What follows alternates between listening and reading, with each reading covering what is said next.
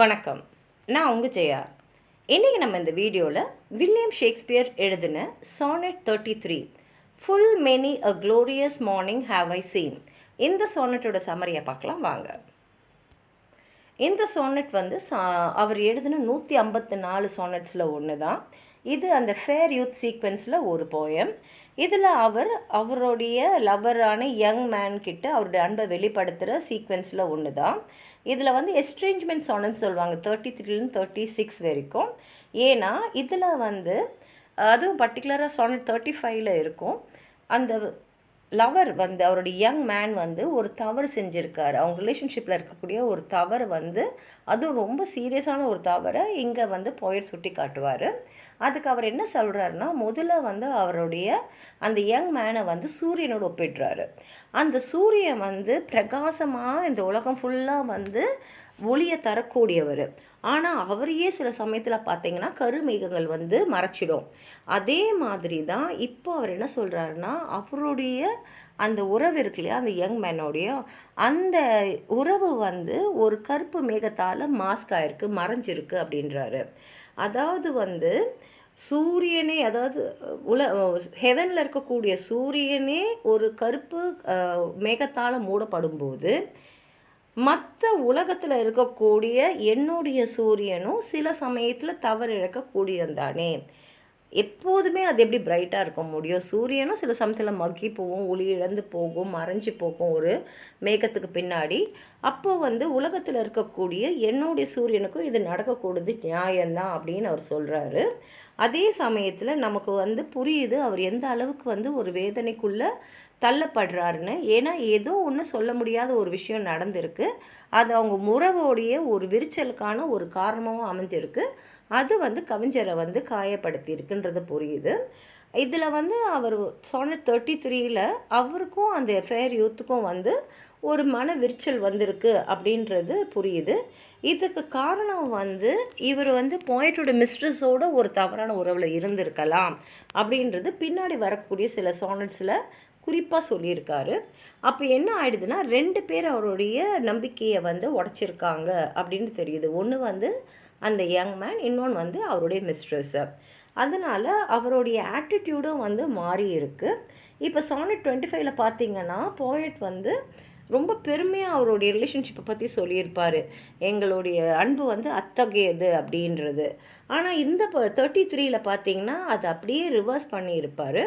இதில் சில ரெஃபரன்ஸ்லாம் அவர் கொடுத்துருப்பார். Basest clouds, ugly rack, stealing, disgrace, ஸ்டெயின்ன்ற வார்த்தையெல்லாம் வந்து அவர் குறிப்பிடும் போது இந்த வார்த்தைகளோட தாக்கம் எப்படின்னா, அந்த யங் மேன் கண்டிப்பாக ஏதோ ரொம்ப சீரியஸான ஒரு மாரல் அஃபென்ஸ் தான் அவர் செஞ்சுருக்கணும் அப்படின்ற எண்ணத்தை வந்து படிக்கிறவங்களுக்கு வந்து கண்டிப்பாக உருவாக்கிட்டுருக்கு. அப்போ அவர் என்ன சொல்லிடுறாருன்னா, இதுக்கு முன்னாடி அவர் என்ன சொன்னார்னா, எங்களுடைய அன்பை வந்து காதலை வந்து வார்த்தைகளால் வெளிப்படுத்துறதுக்கு வழியே இல்லை.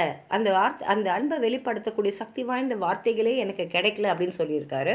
ஆனால் இப்போ அவர் எப்படி எழுதுகிறாருன்னா, நான் எழுதின வரிகளுக்கு உண்டான அளவுக்கு இவருடைய அன்பு என் மேலே இல்லை அப்படின்றது இங்கே சொல்லியிருக்காரு. அதுலேயும் வந்து அந்த யங் மேனை வந்து அவர் சூரியனோடு ஒப்பிட்டு பேசுகிறாரு. சூரியன் எப்படி வந்து அதோடைய பொன்னான கதிர்களை வந்து இந்த உலகத்து மேலே பரப்பி உலகத்துக்கே வெளிச்சம் தராரோ, அதே மாதிரி தான் அந்த யங் மேனும் வந்து கவிஞரை சந்தோஷப்படுத்தி இருந்தார். ஆனால் எப்படி அந்த சூரியன் கூட கருமேகத்துக்கு பின்னாடி வந்து மறைஞ்சிடுதோ, அதே மாதிரி இந்த யங் மேனும் வந்து மற்றவங்கள வந்து அவங்களோட ரிலேஷன்ஷிப்புக்கு நடுவில் வர வச்சு இவங்களோட ரிலேஷன்ஷிப் பாழாகிற மாதிரி பண்ணியிருக்காரு. அதனால் போயிட்டு வந்து ஒத்துக்கிறாரு, என் நண்பர் வந்து என்னை ஏமாற்றிட்டாரு. ஆனால் அதே சமயத்தில் இவர் என்ன சொல்கிறாருன்னா, வெளியே அழகை மாத்திரம் பார்த்து வர்றது வந்து உண்மையான அன்பு இல்லை, உள்ளுக்குள்ளேயும் வந்து அந்த வர்ச்சுஸ் இருக்கணும், அது இருந்தால் தான் ஒரு அன்பு நிலைக்கும் அப்படின்னு சொல்லிட்டு கடைசியில் அவர் என்ன சொல்கிறாருன்னா, நான் வந்து உள்ளே இருக்கிற அந்த வர்ச்சுவுக்கு வந்து நான் வந்து சரியான அடையாளத்தை நான் காணலை. அதே சமயத்தில் ஃபிசிக்கல் அப்பியரன்ஸ் வந்து தான் எனக்கு வந்து பெருசாக தெரிஞ்சிருக்கு. ஆனால் எப்படி இருந்தாலும் சரி என்னுடைய அன்பு அவர்கிட்ட இருந்து மாறவே இல்லை. நான் எப்பொழுதும் போல் அதே அன்பை தான் அவர்கிட்ட செலுத்திட்டு இருக்கேன் அப்படின்னு சொல்லி இந்த கவிதையை முடிச்சிருக்காரு. வாங்க படித்து பார்க்கலாம்.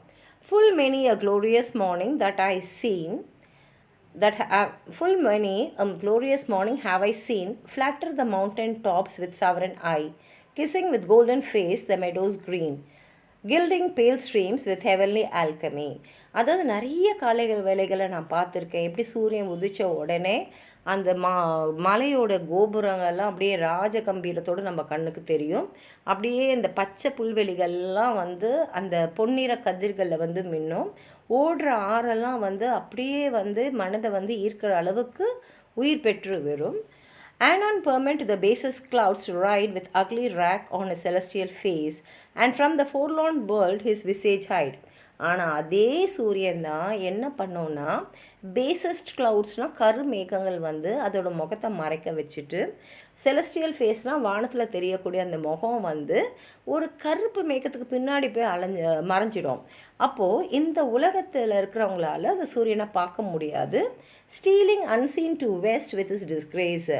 அதே அவமானத்தோடு அந்த அவமானத்துக்கு பின்னாடி மறைஞ்சிங்கன்னே அதோட முகத்தை காட்டாமலே போய் அது வெஸ்ட்டில் போய் அந்த சூரியன் வந்து மறைஞ்சிடும், அஸ்தமாயிடும் அப்படின்னு சொல்லியிருக்காரு. Even so my son one early morn did shine with all ட்ரைம்ஸ் Splendor on my bro. இதே மாதிரி தான் என்னுடைய சூரியன். இங்கே என்னோட சூரியன்றது அந்த யங் மேன் தான். என்னோட சூரியனும் அப்படியே வந்து அந்த சூரியன் எப்படி காலையில் உதிக்கும் போது இந்த உலகத்தையே வந்து பொற்கதிர்களால் வந்து அப்படியே வந்து வெளிச்சத்தை உண்டு பண்ணுதோ, அதே மாதிரி என்னோட முகத்துலேயும் வந்து அவ்வளோ சந்தோஷத்தை என்னோடய யங் மேனை பார்க்கும் போதே, என்னோடய பிலவடை பார்க்கும் போதே எனக்குள்ளே அவ்வளோ ஒரு சந்தோஷம் வரும். அந்த மாதிரி வந்து அவருடைய பார்வையே போதும், அவர் பார்க்கும் போதே எனக்கு அவ்வளோ சந்தோஷமாகிடும். பட் அவுட் அலாக், ஆனால் ஹீ வாஸ் பட் 1 hour மைன். அவர் வந்து ரொம்ப குறைஞ்ச காலத்துக்கு தான் என்னுடைய, இங்கே வந்து 1 hourன்னு சொல்லியிருக்காரு, ஆனால் குறைஞ்ச காலத்துக்கு தான் அவர் என்னுடையவராக இருந்தார். The region cloud hath masked him from me now. ஏன்னா இப்போது எப்படி வந்து சூரியனை வந்து மேகம் மறைச்சிடுச்சோ அதே மாதிரி ஒரு மாஸ்க் வந்து என்கிட்டேருந்து அவரை மறைக்குது. Yet him for this my love know with disdained. Sons of the world may stain when heaven's sun staineth. ஆனால் என்னதான் ஆனாலும் சரி என்னுடைய அன்பு அவர் பக்கமாக போகுது இல்லையா, என்னோட பக்கத்துலேருந்து வரக்கூடிய அன்பில் எந்த குறைவும் இல்லை. அதாவது உலகத்துக்கே வந்து வெளிச்சம் கொடுக்கக்கூடிய அந்த ஹெவன்லி சன்னே சில விஷயங்களால் மறைக்கப்படும் போது, காயப்படும் போது, கரைப்படும் போது உலகத்தில் இருக்கக்கூடிய இப்போ இவரை மாதிரி நிறைய சன்ஸ் இருக்கும் இல்லையா, அதுங்களும் வந்து கரைப்படுறதுக்கு கரைப்படக்கூடாதுன்னு நம்ம எதிர்பார்க்க முடியுமா அப்படின்னு சொல்லி இந்த சானட் அவர் முடிச்சிருக்காரு. நீங்களும் ஏதாவது சொல்லணும்னு நினச்சிங்கன்னா இந்த கமெண்ட் பாக்ஸில் எழுதுங்க. இந்த வீடியோவை லைக் பண்ணுங்கள், உங்கள் ஃப்ரெண்ட்ஸோடு ஷேர் பண்ணுங்கள். சப்ஸ்கிரைப் பண்ணாதவங்களாம் ப்ளீஸ் சப்ஸ்கிரைப் பண்ணி சப்போர்ட் பண்ணுங்கள். நன்றி.